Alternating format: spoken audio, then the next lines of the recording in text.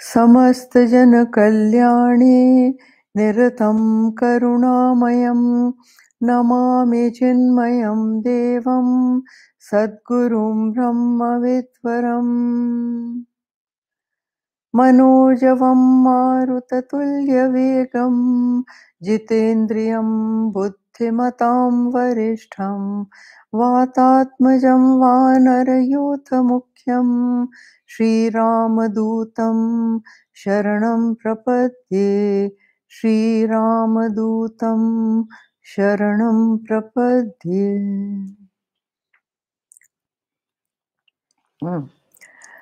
हरिओम।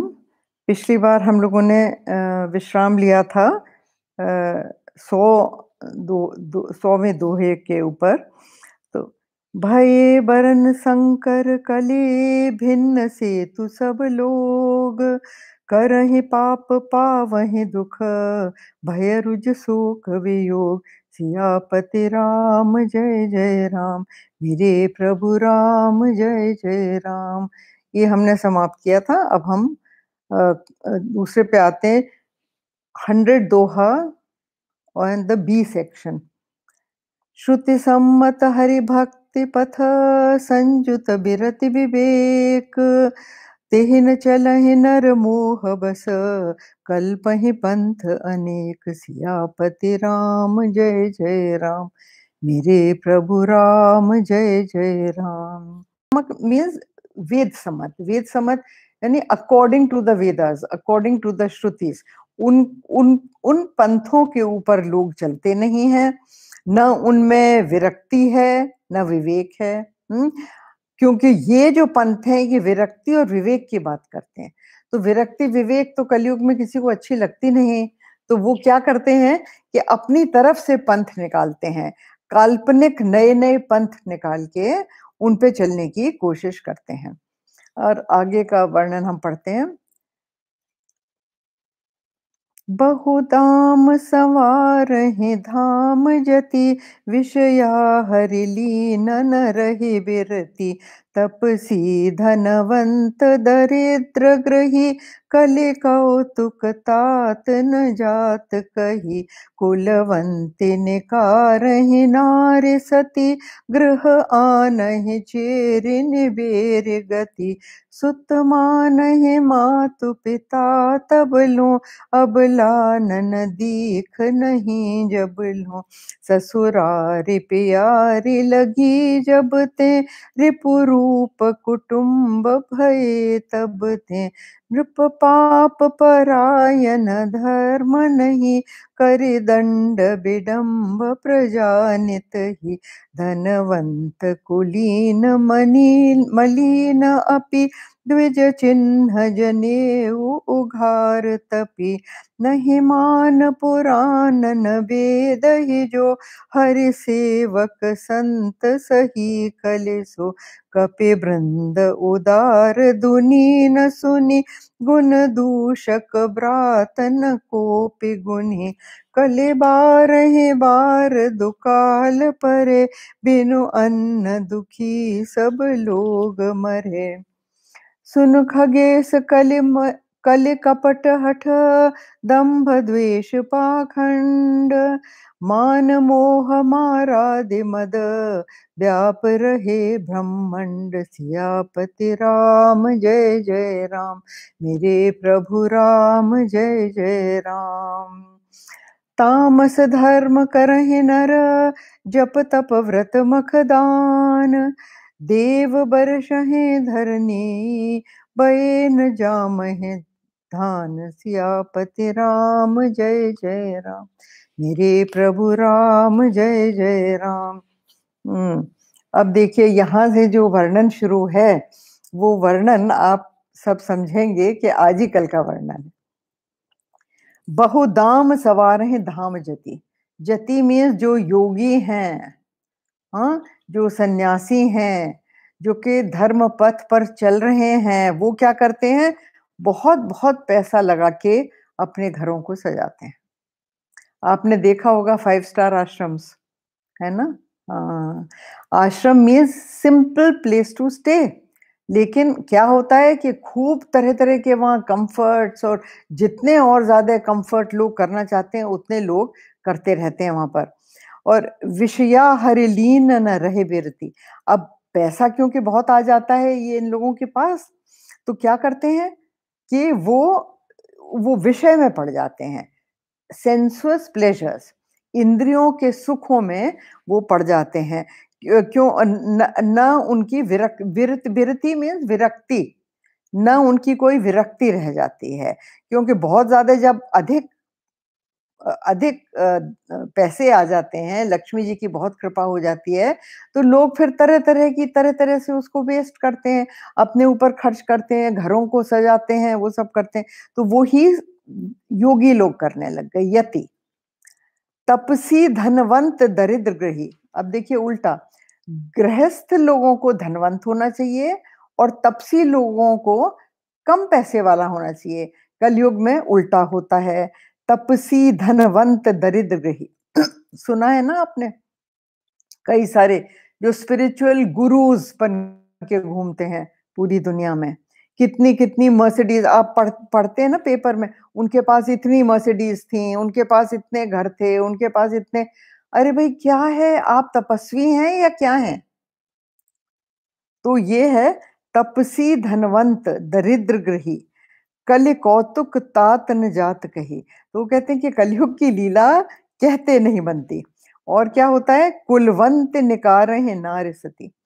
तो जो मनुष्य हैं वो अच्छे कुल की, अच्छे कुल में पैदा हुई स्त्रियों को अपने घर से निकाल देते हैं। सती स्त्रियों को, अच्छे कुल की स्त्रियों को, कुलवंती नार जिसको कहते हैं, उनको निकाल देते हैं घर से। और गृह आने ही चेर निबेर गति। और किसको ले आते हैं? चेरी को। चेरी वो जो उनकी हाँ में हाँ मिलाए, जो उनको फ्लैटर करे, जो उनके अभिमान को बढ़ाए और हर वक़्त हाँ सर, जी सर, वाह वाह, क्या बात है, क्या बात, इस तरह की जो बातें औरतें करती हैं, उनको चेरी कहते हैं। तो गृह आने ही चेर निबेर गति। तो वो अच्छी चाल जिनकी नहीं होती, निबेर गति मीन्स जिनके चाल अच्छी नहीं होती, उनका बिहेवियर, उनका चाल चलन अच्छा नहीं होता, उन ऐसी औरतों को लाके घर में मिस्ट्रेस बना के रखते हैं और अच्छे कुल की अच्छी औरतों को निकाल देते हैं। ये आम हो रहा है आजकल। हम सुत मानहि मातु पिता तब लो, अब लानन दीख नहीं जब लो। अच्छा ये देखिए शब्दों की रचना देखिए, सुत मानहि मातु पिता तब लो। अब बड़े आज्ञाकारी पुत्र होते हैं और बड़ी आज्ञा मानते हैं माता पिता की, पर कब तक? तब लो। तब लो मीन्स तब तक, कब तक? अबलानन दीख नहीं जब लो। अबला आनन, ये दो शब्दों का है संधि। आनन इज मुख, अबला, अबला वैसे तो कहते हैं स्त्री को, लेकिन यहाँ तुलसीदास जी ने अबला शब्द इसलिए यूज करा है कि जो औरतें पति को कहती रहती हैं, ओहो मैं तो कुछ कर ही नहीं सकती, मैं आप ही हो सब कुछ, आपके बिना तो मेरा काम नहीं चल सकता। हेल्पलेसनेस जो दिखाती हैं, जिसको इंग्लिश में कहते हैं ना, they act like babes in the wood. तो दैट काइंड ऑफ वुमन। हाँ, तो अबलानन दीख नहीं जब लो। तो जब ऐसी कोई स्त्री उनके पल्ले पड़ जाती है तो वो माता पिता को भूल जाते हैं। और क्या होता है, ससुरार प्यार लगी जब ते, तो ससुराल प्यारी लगने लगती है। तब से क्या होता है, रिपु रूप कुटुंब भय तब ते, तब से अपने सारे कुटुंबी उनके दुश्मन बन जाते हैं, क्योंकि सिर्फ ससुराल और ससुराल वाले। हाँ, तो जिनके पुत्र हैं वो सुने ध्यान से कि जब जब बहुएं आती हैं तो सबसे पहले तो वो ये समझाती हैं उनको कि तुम्हारी माँ में क्या-क्या नुकसान है, तुम्हारी माँ क्या-क्या गलत करती हैं, तुम्हारी माँ के क्या, वो बताते हैं। और फिर उसके बाद वो ये समझाती हैं कि तुम्हारे सारे घर वाले खराब, ये खराब, वो खराब। तो फिर वो क्या होता है कि कुटुंबी रिपु बन जाते हैं, दुश्मन बन जाते हैं। नृप पाप परायण धर्म नहीं। और राजा कैसे होते हैं कलयुग के? राजा पाप के परायण होते हैं, वो पाप करते हैं।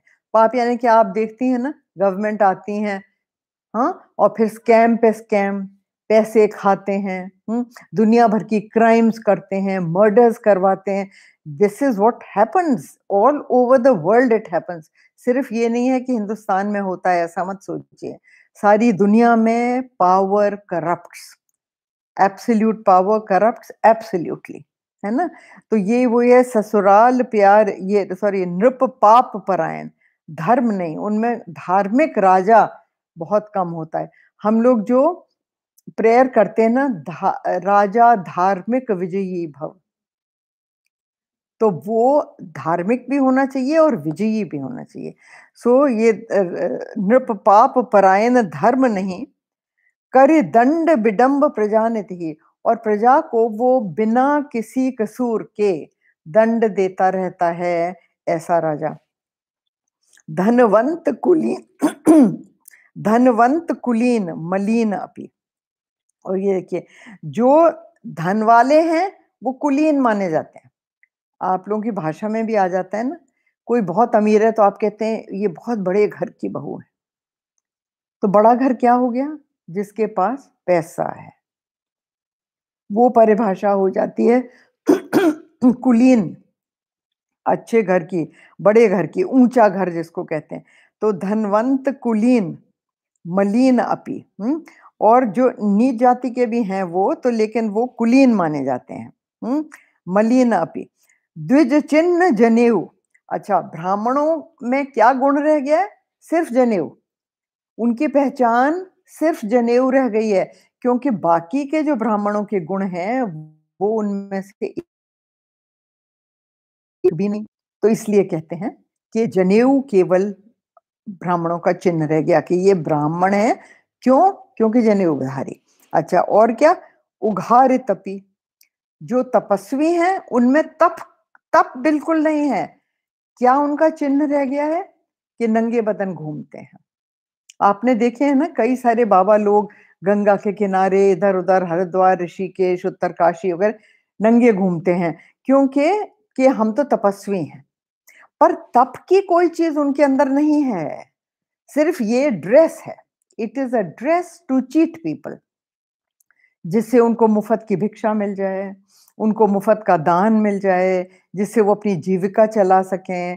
तो अगर वो तपस्वी का वेश न धरेंगे तो कैसे होगा? तो उनका तप इतना ही है कि वो उघारे बदन रहते हैं। उघारे मीन्स विदाउट क्लोथ्स। नहीं मान पुराण न वेद जो, हरि सेवक संत सही कलयुग। तो कलयुग में हरि सेवक और संत कौन कहलाता है?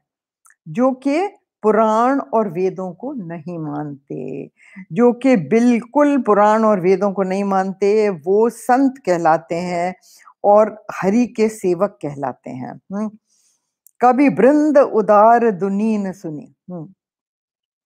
अच्छा, दुनिया में उदार कोई बचा नहीं। कवि तो खूब, देखिए ये जो वर्ड कवि है ना, ये सिर्फ कविता करने वाले का नाम नहीं है। कवि कवि होता है जो कि बहुत गहराई की कविता करते हैं, फिलोसॉफिकल कविता करते हैं, स्पिरिचुअल कविता करते हैं, और उन कविताओं में बहुत गहरे अर्थ हुआ करते हैं, वो होते हैं। नॉट जैसे आजकल के कवि, उनको आप कह दें कवि, वो कवि नहीं है। कि आजकल आप फिल्मों में लिरिक्स देख लेते हैं, उनमें कोई अर्थ भी नहीं होता, कई बार अश्लील होती हैं, कई बार कोई अर्थ नहीं होता, वो कवि नहीं कहलाते। ये जो कवि शब्द जो रामचरितमानस में आया है, इसका अर्थ है कविता तो वो करते हैं, पर जैसे तुलसीदास जी, सूरदास जी और उस तरह के जो कवि हैं, उनको कवि कहा जाता है, जो बहुत गहराई उनकी कविता में, बहुत गूढ़, बहुत अर्थ संजुत होती है। तो ये कवि वृंद उदार दुनी न सुनी। पर होते तो हैं, लेकिन क्या होता है कि जो राइटर्स होते हैं उनके लिए पेट्रोनेज चाहिए होती है ना। उनको कोई शरण देने वाला चाहिए। मतलब उनके जैसे किताब छपनी है तो किताब के लिए पैसे दें, दे दें। उनकी कविताएं छापनी हैं तो उसके लिए पैसे दे दें। उनकी लिखने वाली चीज है तो उनके लिए, तो वो उदार लोग नहीं मिलते, पेट्रनेज नहीं है। उनको कोई वो नहीं करता, प्रमोट नहीं करता। कवि वृंद उदार काफी हैं। वृंद मीन्स ग्रुप्स के ग्रुप्स हैं कविता लिखने वालों के, लेकिन दुनी न सुनी मतलब दुनिया में उनको उनका रखवाला कोई सुनाई नहीं देता। गुण दूषक व्रात न कोपि गुनी।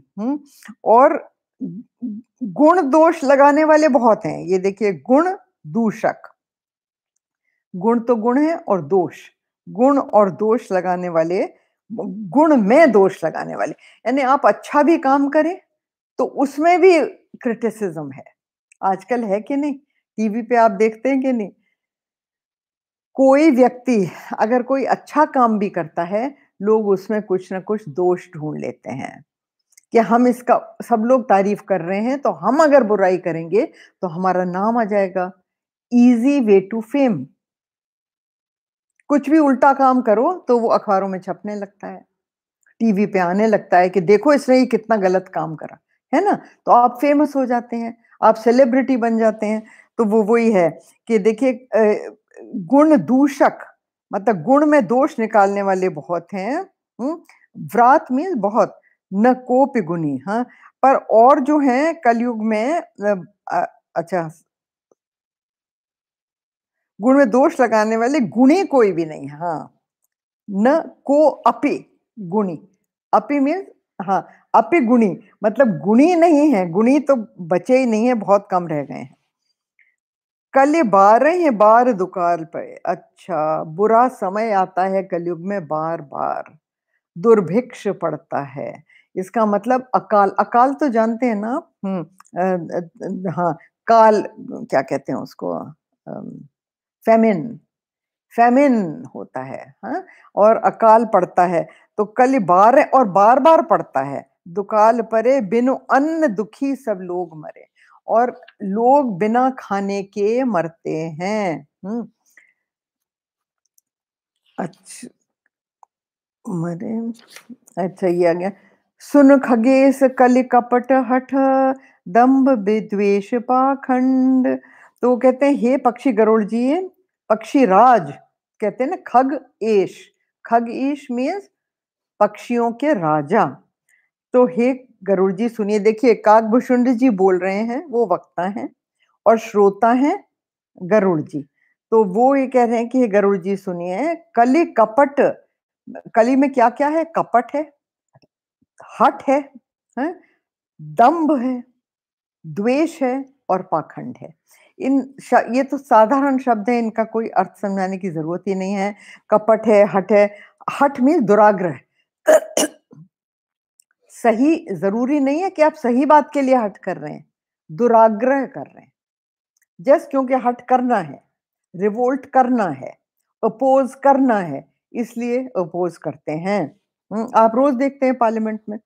तो यह है दंभ, द्वेष और पाखंड। पाखंड होता है हिपोक्रेसी, और तरह तरह के जो नहीं है वो दिखाना। मान मोह माराद मद व्याप रहे ब्रह्मांड, और पूरे ब्रह्मांड में क्या क्या है, हाँ, काम, क्रोध, मोह। मान अभिमान, मोह, मारादि, मारादि मीन्स काम, हाँ, मद अहम, इंटॉक्सिकेशन ऑफ पावर, व्याप रहे ब्रह्मांड। तामस धर्म करहि नर, जप तप व्रत मख दान। ये इंटरेस्टिंग है बहुत। देव न बरसय धरनी, बये न जामय धान। तो सेकंड लाइन पहले करते हैं कि देवता वर्षा नहीं करते। कितना कितना टाइम हो जाता है, वर्षा नहीं होती, और धान, बोया हुआ धान उगता नहीं। ये कलयुग का प्रताप है। Now this you can translate as climate change.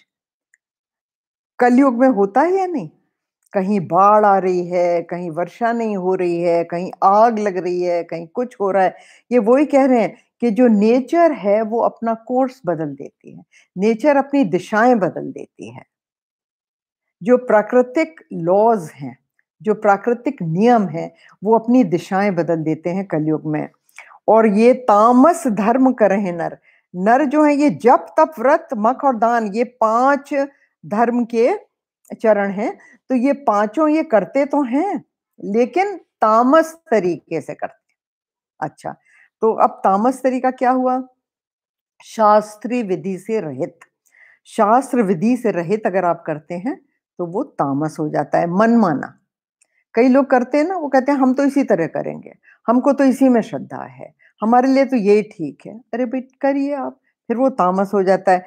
क्या होता है देखिए, जप जप करते हैं लेकिन अश्रद्धा से, तो वो तामस हो जाता है।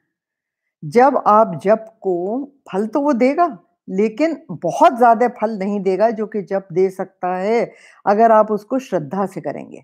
बहुत ही भगवान का ध्यान लगा के, उनकी शरण में बैठ के, उनको याद करके स्मरण जब आप करते हैं जप, तब वो पवित्र जप होता है।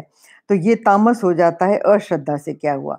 अच्छा, तप जो है वो भी अपवित्र अगर आप करें, तप कई तरह के लोग करते हैं, पर जब आप अपवित्र तरीके से करते हैं तो वो तामस हो जाता है। जब आपके शरीर को वो बहुत अधिक कष्ट देता है तब वो तामस हो जाता है। जब आप दूसरों को कष्ट कर देने के लिए, दूसरों का नुकसान करने के लिए भी लोग तप करते हैं, जैसे तांत्रिक वगैरह, तो वो भी तामसी होता है। तो ये तीनों उद्देश्यों से अगर आप तप करते हैं, शरीर को कष्ट देने के लिए, उसके लिए, तो वो सब तामसिक हो जाता है। कि व्रत कर रहे हैं लेकिन मरे जा रहे हैं, भूख से मरे जा रहे हैं, बुरा हाल हो रहा है, वो आप शरीर को कष्ट दे रहे हैं, शरीर को यातना दे रहे हैं, तो वो तामसिक हो जाता है। तो देखिए अच्छा, तप, अच्छा व्रत, व्रत लोग सिर्फ शरीर के लिए करते हैं, है ना? ये वेरी गुड फॉर हेल्थ, ऐसा बोलते हैं ना, दिस डाइट, दैट डाइट, ये सब क्या है? ये सब व्रत हैं तरह तरह के। ये नहीं खाना, वो खाना, वो नहीं खाना, ये खाना, इतने समय खाना, वो नहीं खाना, ऑल इंग्लिश में डाइट, लेकिन ये व्रत कहलाते हैं।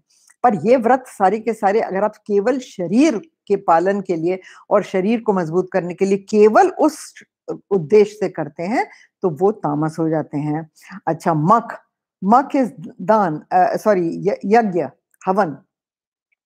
हवन और यज्ञ अगर आप काम पूर्ति के लिए करते हैं, है ना, जैसे पुत्र कामेष्टि यज्ञ, कि मेरे पुत्र हो, हाँ, तो उसलिए आप यज्ञ करते हैं, तो आपको फल तो उसका मिलेगा, लेकिन वो फल दुखदाई भी हो सकता है, क्योंकि वो काम मक। और दान, दान आप करते हैं अगर, और दान आप अपने नाम के लिए करते हैं कि मेरी शोहरत होगी, है ना?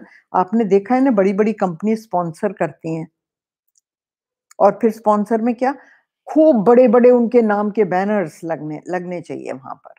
लोग मंदिर में दान देते हैं, तो कि एक अगर आपने ईंट भी मंदिर के लिए दी है तो ईंट पे आप मेरा नाम होना चाहिए, है ना? वो दान तामसिक हो जाता है। तो देव न ये तामस धर्म करहि नर, जप तप व्रत मख दान। हम्म अच्छा, अयोग्य देश काल, अयोग्य देश काल में अगर आप करते हैं दान, पात्र को नहीं देखते कि पात्र ठीक है कि नहीं, सुपात्र होना चाहिए, है ना? और देश और काल में उसकी जरूरत है कि नहीं उस चीज की, बिना जरूरत के आप दे रहे हैं। देखिए, अगर आप किसी बहुत अमीर को दान दे रहे हैं तो उसको जरूरत ही नहीं है आपके पैसे की, उसको जरूरत ही नहीं है आपके गिफ्ट की, तो वो कुपात्र को दान हो जाता है। काल में, कि वो समय ठीक नहीं है दान देने का, यहां तक बारीकियां सोची हैं हमारे शास्त्रों ने।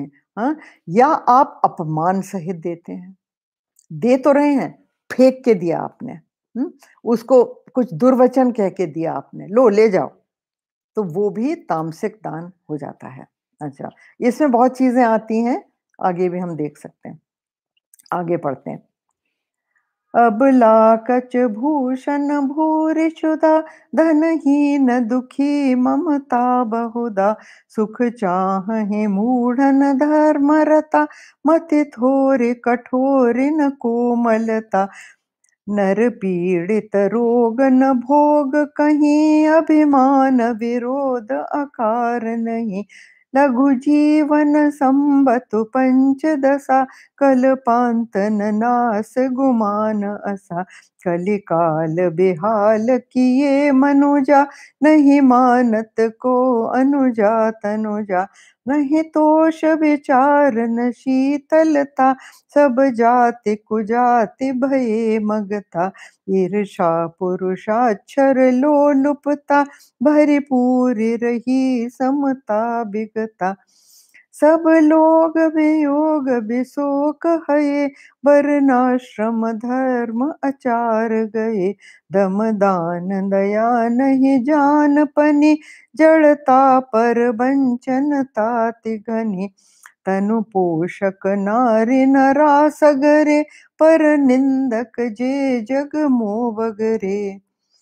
सुन व्यालार काल कले, मल अवगुण आगार, गुणों बहुत कलि जुग कर, बिनु प्रयास विस्तार। सियापति राम जय जय राम, मेरे प्रभु राम जय जय राम।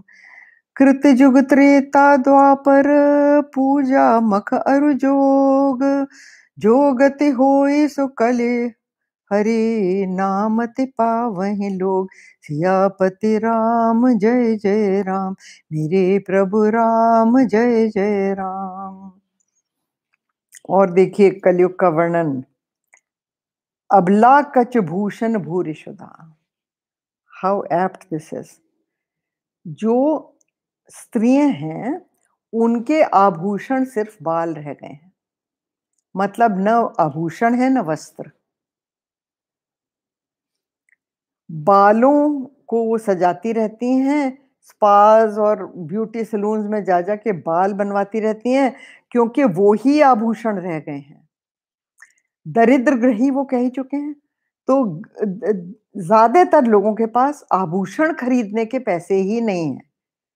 हाँ, तो फिर आभूषण या तो वो लोहे के और मिट्टी के और कांच के पहनती हैं, और या फिर पहनती ही नहीं है।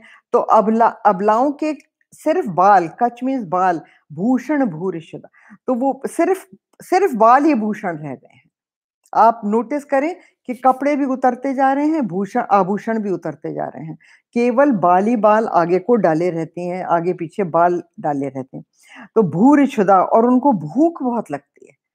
देखिए ये जो दिया है ना कलयुग का, कि उनको भूख बहुत लगती है। भूख बहुत लगती है कि दो अर्थ है।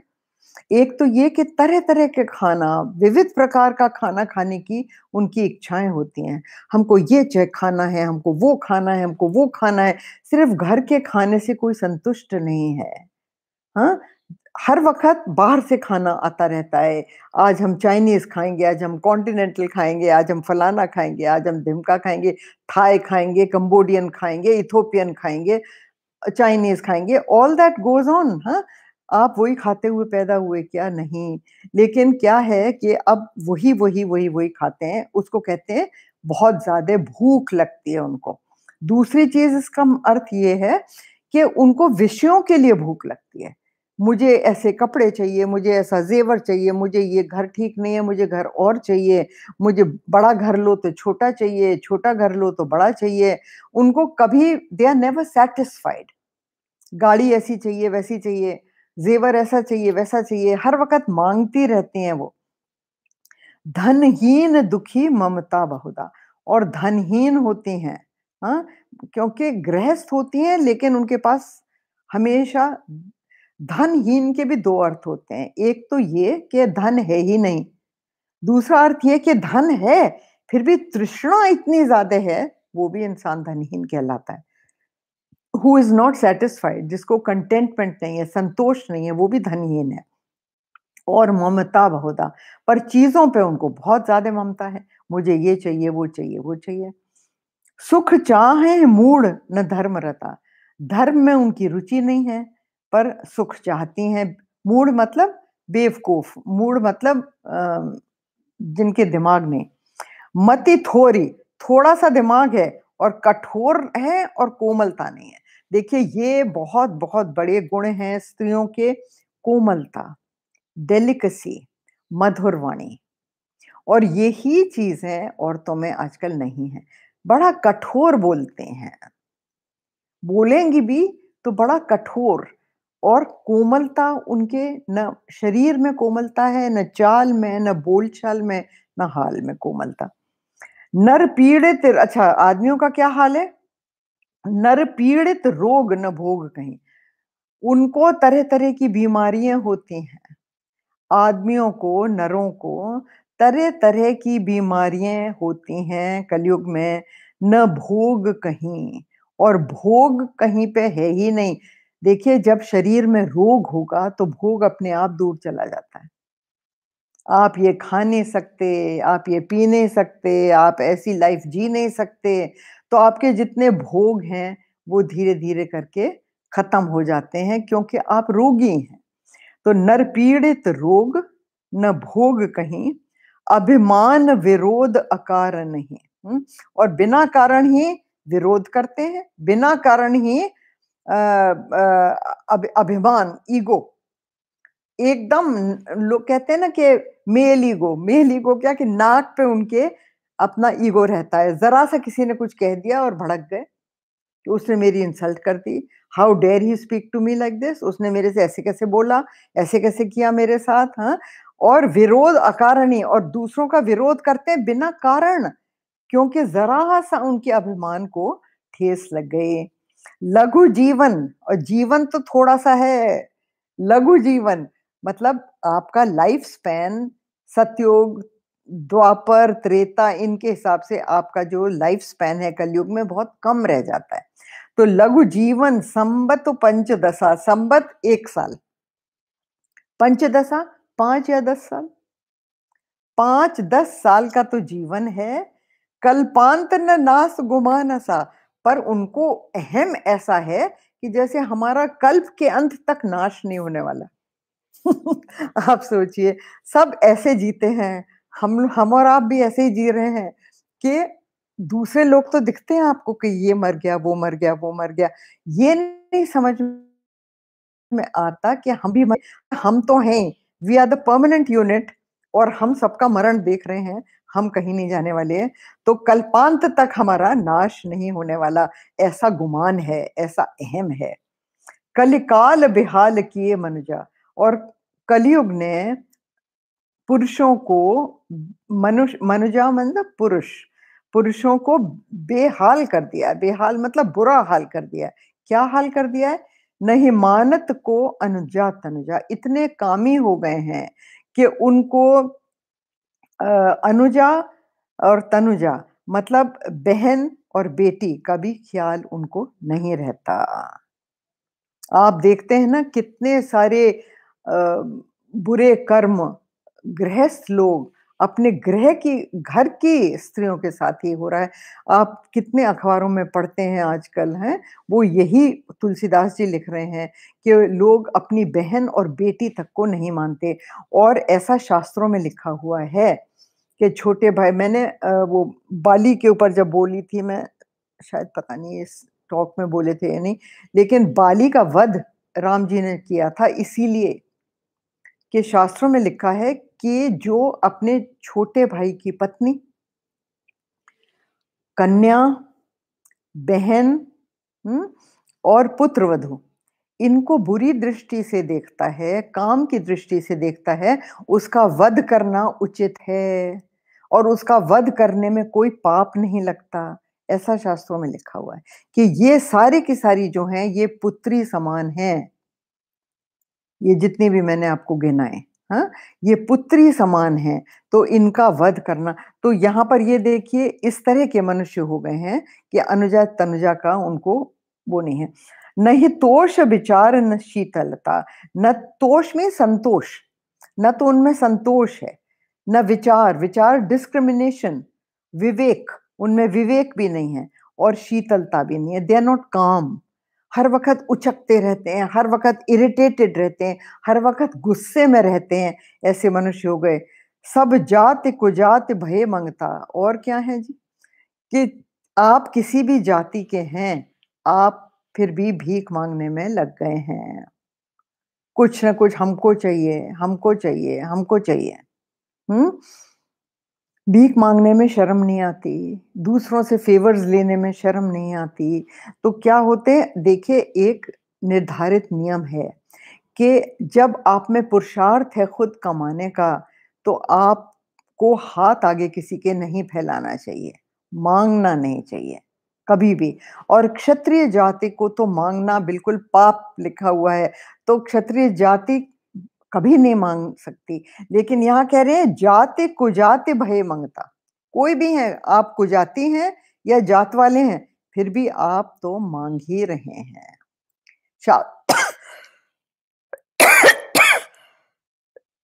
सॉरी।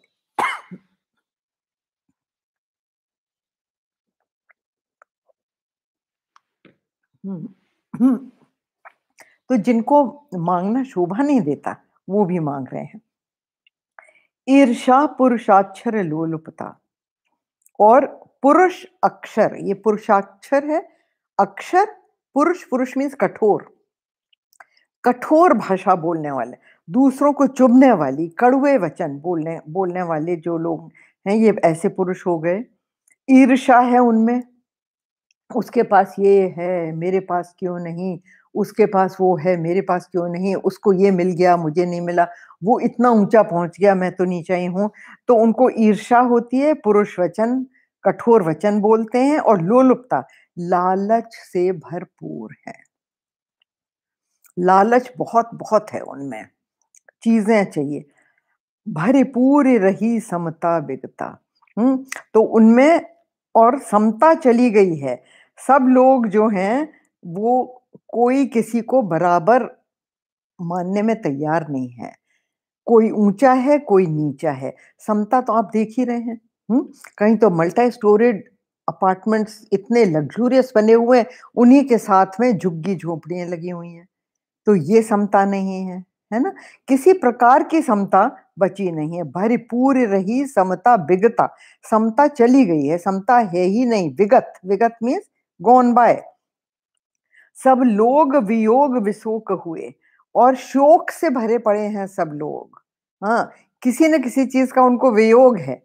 हाय हाय हमारे पास ये नहीं, हाय हाय हमारे पास वो नहीं, हमारे पास ये होता था अब नहीं है, हमारे पास वो होता था अब नहीं है।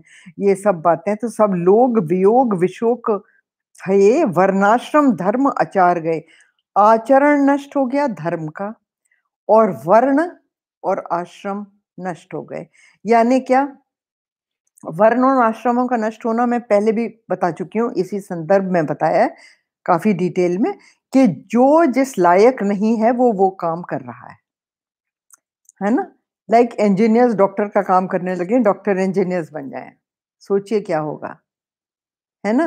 हाँ, जो कि गृहिणी है, जिसको सिर्फ घर का काम आता है, वो मैनेजमेंट की टेबल पे बैठी हुई हैं, तो वो मैनेज कर रही हैं। जो कि सन्यासी हैं, जिनको धर्मशास्त्र आता है, जिनको ब्रह्म शास्त्र आता है, वो क्या कर रहे हैं? वो आश्रम मैनेजर्स बने हुए हैं। तो आश्रम मैनेज कर लीजिए या पढ़ा लीजिए। तो ये जो हैं, ये चीजें वर्णाश्रम धर्म के विरुद्ध हैं। जो ब्रह्मचारी हैं वो गृहस्थ बनना चाहते हैं, जो सन्यासी हैं वो गृहस्थ बनना चाहते हैं, गृहस्थ जो हैं वो सन्यासी बनना चाहते हैं। इट इज अ टोटल, जिसमें के वो पूरा का पूरा वर्णाश्रम धर्म और आचरण खत्म हो गया है। दम दान दया नहीं जानपनी, और इसकी समझदारी खत्म है। बुद्धिमानी, जानपनी मीन्स उसका ज्ञान नहीं है। किसका? दम, दम means control of the mind and the senses. दान का कब करना चाहिए, कैसे करना चाहिए, कहाँ करना चाहिए, इसका कोई उनको ज्ञान नहीं है। दया, दया का नाम ही नहीं सुना है किसी ने। नहीं जानपनी। जड़ता पर बंचन तात घनी। तो और क्या है? जड़ता है। जड़ता मीन्स मूर्खता, मूर्ख तरह से हैं, मतलब विवेक है ही नहीं, बुद्धि से काम तो लेते ही नहीं। जैसे जड़ होता है, जड़ क्या पदार्थ होता है? जिसमें जान नहीं होती। तो जिसमें जान नहीं होती, जैसे टेबल है, उसमें बुद्धि नहीं है, तो उसको आप जड़ कहते हैं। इसी तरह मनुष्य जब अपने विवेक से काम नहीं लेते हैं, तो वो जड़ कहलाते हैं। तो जड़ पर बंचन तात घनी, पर उनमें बुद्धि किस किस बात में चलती है?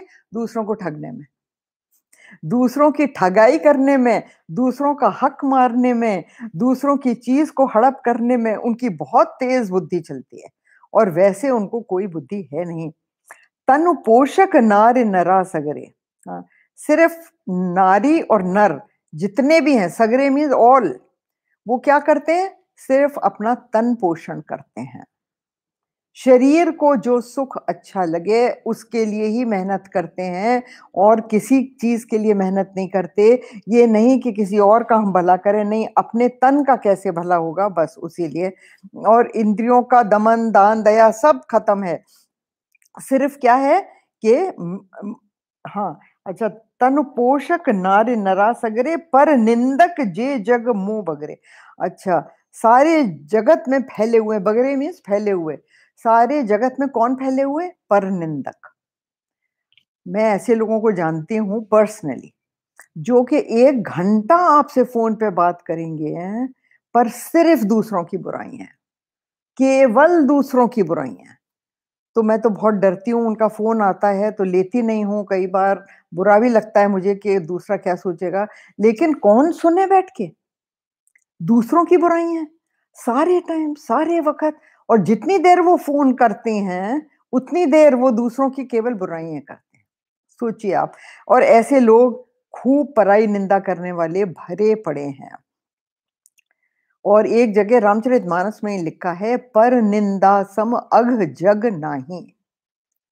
मतलब दूसरे की बुराई करना जैसा पाप नहीं है, ऐसा लिखा है रामचरितमानस में। हाँ। सो सुन ब्यालार काल कलिमल अवगुण आगार, गुणों बहुत कलयुग कर बिनु प्रयास निस्तार। अब ये सुनिए, ये यहां तक कलयुग का वर्णन था, बुरी बातों का कलयुग का। यहाँ पे एक लाइन है जो कहते गुणों बहुत कलयुग, कलयुग में बहुत बहुत गुण भी हैं। हाँ जी। तो अब जो हम गुण पे आएंगे, तो आप ये देखिए कि जब कलयुग का समय देखिए, द्वापर से कलयुग आया, राइट? आज से भागवत सुनते हैं, 7 दिन बाद उनको तक्षक सांप डसने वाला था और उससे उनकी मृत्यु होने वाली थी। पर उसके पहले कालांतर होता है। कालांतर मतलब द्वापर समाप्त होता है और कलयुग का प्रवेश होता है। तो कलयुग परीक्षित जी से कहता है कि मुझे रहने के लिए स्थान दीजिए, आप तो राजा हैं और अब मेरा प्रवेश आया, तो मुझे सिर्फ ये बता दीजिए कि मैं कहाँ रहूं, मुझे स्थान दीजिए। तो उनने कहा कि आपको क्या चाहिए, आप कहाँ रहना चाहते हैं? तो उन्होंने कहा कि मैं स्वर्ण में रहूंगा, मुद्रा में ये क्या कहते हैं, स्वर्ण में रहूंगा। मुद्रा एंड स्वर्ण इज द सेम थिंग है। अगर मैं स्वर्ण में रहूंगा और मैं जुए में रहूंगा, और एक क्या बताया था, स्वर्ण, जुआ और आई फॉरगेट, सॉरी। पर उन्होंने ये 2 चीजें तो उन्होंने कही ही। तो परीक्षित ने कहा ठीक है, आप रहिए। तो परीक्षित स्वर्ण का मुकुट पहने हुए थे, तो सबसे पहले कलयुग आके उनके मुकुट पे बैठ गया। तो आप ये देखिए, फिर भी परीक्षित राजा उसको मार सकते थे, जान से मार सकते थे, लेकिन उन्होंने उसको नहीं मारा। क्यों नहीं मारा? क्योंकि उसमें कुछ गुण थे, कलयुग में गुण थे। तो परीक्षित ने कलयुग का हनन नहीं किया, उसको नहीं मारा।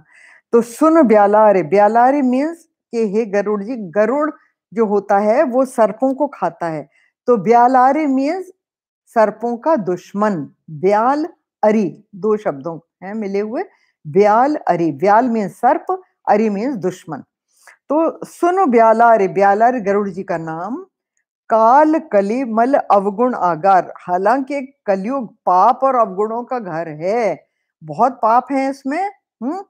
मल और अवगुण भरे पड़े हैं, आगार भरे पड़े हैं, फिर भी गुणों बहुत कलयुग कर बिनु प्रयास निस्तार। और कलयुग में ऐसे गुण हैं जो बिना ही परिश्रम के आपको मोक्ष दिला सकता है। ये तो बहुत ही बड़ा गुण है कलयुग का। आप सोच के देखिए कि बिना मेहनत के, बिना कुछ करे, आपको बिना परिश्रम के आपको इस भव बंधन से जो छुड़ा दे, ये तो बहुत ही बड़ा गुण हो गया कलयुग का। और कृतयुग त्रेता द्वापर पूजा मख अरुजोग। तो कृतयुग मतलब सतयुग, त्रेता युग, हाँ, द्वापर जिसमें कृष्ण जी हुए, त्रेता में राम जी हुए। इन युगों में पूजा, मख और योग। तो योग होता है सतयुग में, मख मतलब हवन वगैरह होता है त्रेता में, और पूजा होती है द्वापर में। तो जिस क्रम में ये इधर दिया हुआ है वो उल्टा क्रम इधर दिया हुआ है। तो जो उनमें इनमें इनसे जो फायदे होते हैं, वो जो गति मिलती है सो कल में हरि नाम ते पावहें लोग। नाम की महिमा बता दी तुलसीदास जी ने। उन्होंने कहा कि कलयुग में ये इतने बड़े बड़े कर्मों से, देखिए पूजा, मख और योग, ये तीनों चीजें जो सतयुग त्रेता वगैरह में होती हैं, उनसे जो फल मिलता है वही फल कलयुग में सिर्फ भगवान का नाम लेने से ही मिल जाता है।